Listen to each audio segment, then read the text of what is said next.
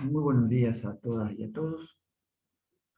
Hoy es 30 de octubre y estoy grabando un video para ustedes para poder comprender o ayudarlos a comprender un primer texto que vamos a analizar en los teóricos de Teoría de Educación Física 1, cuyo autor es Ricardo Crisóstomo. Este texto fue escrito en el año 1998, o sea que es uno de los primeros textos del autor. Podríamos pensar en un primer Crisorio, cuyo título es Constructivismo, Cuerpo y Lenguaje. Allí aparece en la pantalla donde lo pueden recuperar, más allá de que también está colgado o puesto a su disposición en el campus. Pero algunos datos del autor. Primero, Crisorio es profesor de la casa, es profesor de educación física, se doctoró en educación, es profesor titular de educación física 5, es director del Centro Interdisciplinario Cuerpo, Educación y Sociedad, es un investigador de categoría 4 desde el año 1994 y es un referente en el ámbito a nivel nacional e internacional. Y ha participado en muchísimos congresos y muchísimas exposiciones. También ha escrito varios libros, ya que si ustedes avanzan en su carrera lo van a conocer porque también es bibliografía básica en Educación Física 1 y lo van a tener cuando avancen en su carrera en los años superiores, o sea, en quinto año. Pero metámonos de lleno en el texto, que tal vez lo que más nos interesa en este sentido. Si ustedes repasan el título, que les decía, se llama Constructivismo, Cuerpo y Lenguaje. Al terminar de analizar este texto, ¿qué deberíamos comprender o qué nos debería quedar claro? ¿Por qué el cuerpo es una construcción del orden social? Lo puedo preguntar o preguntárselo de otra manera. ¿Cómo se construye el cuerpo por medio del lenguaje? ¿O cómo el lenguaje construye el texto? Fíjense que hay tres palabritas. Es constructivismo, cuerpo y lenguaje. Y aquí aparecen distintas preguntas que en realidad abordan o piensan estas tres palabras para que ustedes puedan entender. Es decir, cuando ustedes terminen este texto, deberían poder responderse o respondernos o poder explicar a otro por qué el cuerpo es una construcción del orden social. Avancemos. Para poder responder esto, tendremos que tener tres preguntas. ¿Qué se construye? ¿Quién construye? ¿Y cómo se construye? ¿Está claro? Avancemos sobre las primeras. En realidad voy a dar, dije avancemos sobre la primera, pero voy a dar como unas respuestas breves y rápidas para luego avanzar. ¿Qué se construye? Para que les quede claro de manera sintética, la realidad en base a lo real. ¿Quién construye? El propio sujeto, es decir, nosotros. ¿Y cómo? Socialmente. Ahora sí, nos vamos a detener un poco en cada una de estas preguntas. Vayamos por el qué se construye.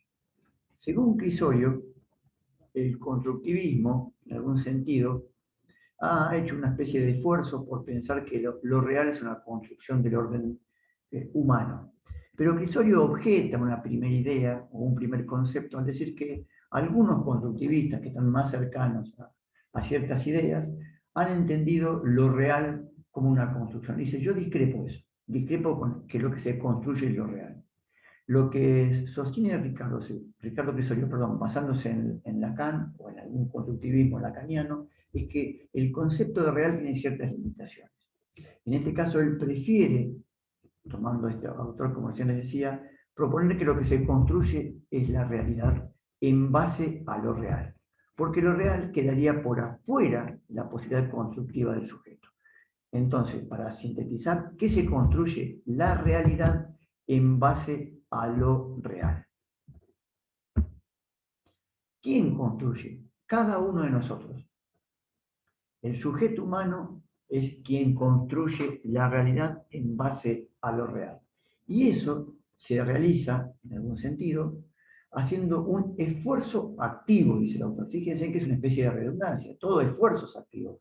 Pero lo que quiere poner de manifiesto Crisorio es que no hay posibilidades de conocer o construir el mundo que nos rodea, o sea, la realidad, si nosotros no hacemos un esfuerzo activo. ¿Esto qué quiere decir? Que si ustedes no hacen un esfuerzo y no ponen un deseo y su voluntad para poder entenderme lo que yo estoy hablando, es imposible que puedan comprender y construir, en algún sentido, los conocimientos que intento ayudarlos a abordar. Y siempre respondiendo a cómo se construye, eso es de orden social. Si no hay un otro unas u otras que nos ayudan a construir, es imposible que podamos conocer el mundo. ¿Por qué? Fundamentalmente porque los sujetos humanos somos portadores del lenguaje. Y ese lenguaje es colectivo y ese lenguaje es enseñado por la madre, por lo general, a los hijos o a aquellos que actúan de primero soporte social. Es decir, cuando nosotros nacemos, nos van enseñando a hablar. Y ese lenguaje, en algún sentido, está construido socialmente. Es decir, que a través del lenguaje, los sujetos adultos o más grandes le enseñan a los nuevos cachorros, entre comillas, humanos, a hablar. Y cuando nos enseñan a hablar, nos enseñan a construir el mundo o a pensar el mundo. Ahora, ¿esto qué tiene que ver con el cuerpo? Isorio sostiene, y acá es un recorte, una cita textual, dice, el cuerpo como realidad construida desdibuja sus contornos individuales para parecer como un cuerpo social, en donde el cuerpo de cada uno de nosotros es un ejemplo de la unión de significados privados, sociales, familiares, culturales, sencillos y complejos, presentes y pasados. Me voy a detener un poquito acá, o un poco, para que entiendan que el cuerpo es una construcción social. Y les hago una pregunta muy clara. ¿Cómo se está construyendo nuestros cuerpos en esta situación de pandemia? ¿Qué ha pasado con la realidad que nos circunscribe? ¿Qué ha pasado con nuestros encierros? ¿Qué ha pasado con nuestros hábitos? Estamos en casa, salimos, nos quedamos, el Estado nos da permiso para salir, nuestros padres no, nuestros hermanos sí, nuestros abuelos se contaminaron con COVID, tal vez algunos hayan perdido a sus abuelos, o algunos de ustedes hayan perdido a sus padres, como nos pasó el año pasado con ciertos alumnos en el año 2020. Entonces, el cuerpo recibe el impacto de los distintos elementos sociales y se construyen ciertas corporalidades. Ya no somos los mismos después del COVID. Claramente eso impactó a nivel social y ese impacto social impactó en cada uno de nuestros cuerpos. Es decir, que nuestros cuerpos están inscriptos, está mare magnum, que palabrita usé, o cantidad de elementos que nos están rodeando constantemente. ¿Qué discursos aparecen ahí? ¿Qué vemos por televisión? El Instagram. Yo antes daba clase a nivel presencial. Ahora necesito un nuevo sistema para poder grabar mis clases y acercarme a ustedes.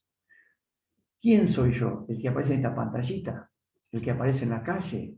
Todas estas cuestiones de significados complejos no solamente han construido un cuerpo, sino que a futuro la educación física va a tener que dar respuestas a estas demandas nuevas, estas nuevas corporalidades, tal vez mucho menos carnales, si quieren el concepto de ustedes, y mucho más tal vez difusas y mucho más volátiles, porque en estas imágenes que aparecen ustedes me conocen a mí, y no me conocen cara a cara o cuerpo a cuerpo.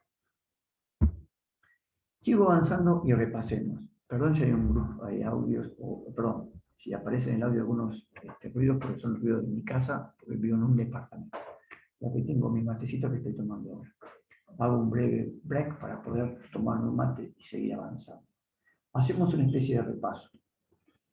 Según Crisorio, lo real es lo dado, es lo primario, lo que queda fuera de la construcción de la mente. De eso no se puede hablar, no se nombra. A ciencia cierta sería incognoscible. Aquellos elementos que nosotros no podemos designar con el lenguaje, no sabemos qué son. Por lo tanto, pertenecerían a lo real.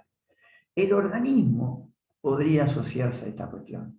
O sea, podría asociarse a lo biológico, a lo dado. El cuerpo es secundario, pertenece a la realidad.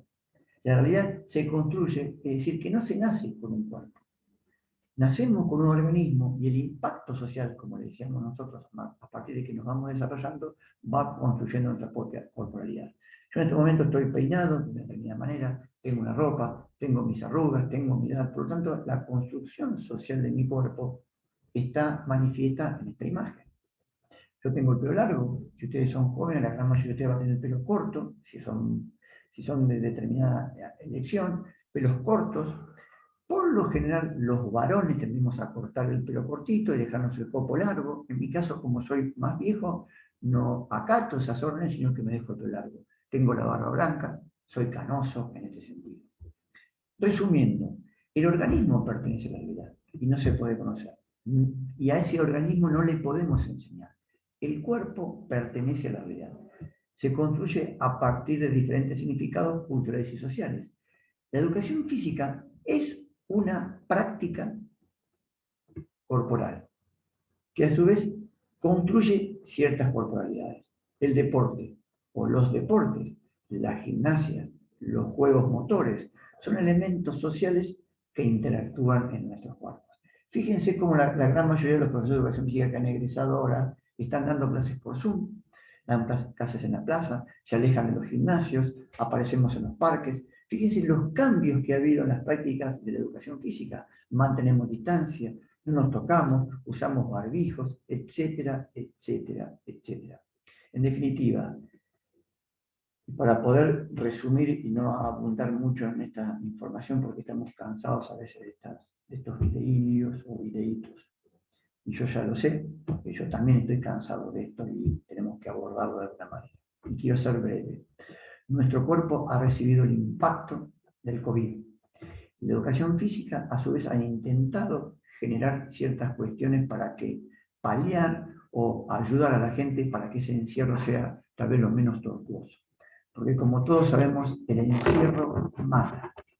La cárcel mata. Porque yo trabajo en la cárcel y sigo trabajando desde hace 26 años y ya lo sé, porque cuando trabajaba como profesor de educación física allí, o trabajo, el cuerpo de los que están allí recibieron el impacto de la cárcel. Y nosotros en algún sentido también. Por lo tanto, ¿qué respuestas podemos dar los profesores de educación física a este impacto del encierro? Interesante pregunta que tal vez la podamos ir abordando a lo largo de esta materia. Es una primera aproximación o approach, como dicen los tenistas. Es un primer texto que, más que cerrar, lo que buscamos es abrir. Empecemos a pensar que el cuerpo, nuestros cuerpos, están siendo invadidos en algún sentido por el encierro. ¿Qué posibilidades como profesor de educación física tengo para paliar esta situación? No solamente en mi cuerpo personal o en mi cuerpo individual, sino en el cuerpo de mis alumnos y mis alumnas. Yo trabajo en estos momentos en clubes, tengo grupos de corredores y son respuestas que tengo que dar. Por lo tanto, lo que veo en ellos y en ellas es muchas veces sufrimiento por estar encerrados. Sufren. ¿Qué hacer con el sufrimiento del cuerpo de los alumnos? Interesante pregunta. Tengo algunas respuestas, pero son mis respuestas. Habrá que ver cuáles son las que construyen ustedes. Pero para terminar, quisiera decirles que se cuiden mucho, que estén atentos. No les digo casi como si fuera su padre, a sabiendas que tengo 2 hijos, y le digo, cuídense mucho, cuidémonos mucho, pensemos en nosotros, porque los otros construyen nuestro cuerpo. Si pensamos egoístamente no nos va a ir bien. La salida de este problema es colectiva, es en equipo. ¿Bien? Tenemos que formar un buen equipo. Nosotros como profesores de teoría y ustedes como alumnos, en su familia, con sus compañeros, en el club, en el barrio, en la calle, dejemos de pensar individualmente, porque nos va a ir mal, muchachos y muchachas. Perdonen lo largo de esto, pero bueno, es la primera aproximación, es tempranito, son las 7:44, así que gracias por todo. Esperemos encontrarnos en segundo año o en tercero y mirarnos a la cara y darnos un fuerte abrazo. Banco muerte y allá vamos, muchachos. A fondo, porque si no, a fondo significa ir comprometido con los demás. Eso es para mí a fondo. Por eso me toca el corazoncito, aunque la pantalla salga del lado derecho y mi lado izquierdo, porque ahí está mi corazón. Y siempre mis alumnos y mis alumnas han estado allí. Y se los extraña, como diría Drexler, antes de conocerlos. Que tengan un muy buen día, semana, año y vida. Gracias por todo. Ahora me voy a quedar congelado porque tengo que grabar esto y tengo que cerrar. Muchísimas gracias.